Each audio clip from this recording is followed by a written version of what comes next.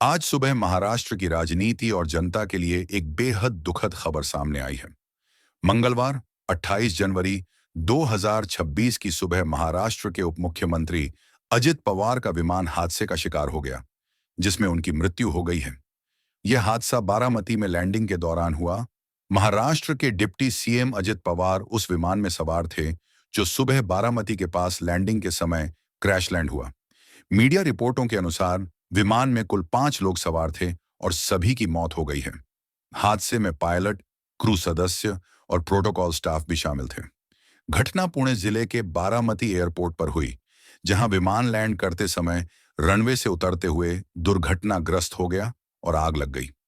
शुरुआती NDTV footage में धुएं का गुब्बार और क्षतिग्रस्त विमान के टुकड़े दिखाई दे रहे हैं। अधिकारी अब तक हादसे की वजह का पता लगाने के प्रयास में हैं, जिसमें तकनीकी खराबी या अन्य कारणों की जांच जारी है। अजित अनंतराव पवार महाराष्ट्र के वरिष्ठ राजनेता और लंबे समय तक वित्त मंत्री भी रहे। वह राष्ट्रीय राजनीति में एक प्रभावशाली चेहरे के तौर पर जाने जाते थे और बारामती से गहरा जुड़ाव रखते थे। आज की यह घटना राज्य में एक बड़ी राजनीतिक क्षति के रूप में देखी जा रही है। बारामती से प्राप्त जानकारी के अनुसार सुबह जल्दी ही हादसे की सूचना मिली। स्थानीय प्रशासन और रेस्क्यू टीमें तुरंत मौके पर पहुंची, लेकिन विमान पूरी तरह झुलस चुका था और बचे बचाए प्रयास संभव नहीं हो पाए। डीजीसीए नागर विमानन महानिदेशालय ने पुष्टि की है कि हादसे में विमान में सवार सभी लोग मारे गए हैं।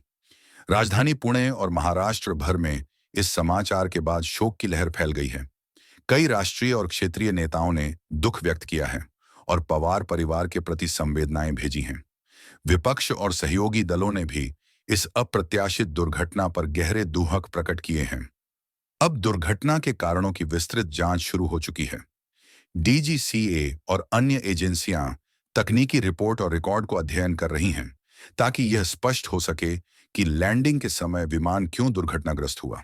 इसके अलावा शोक सभा और संवेदनाएं जारी रहने की संभावना है,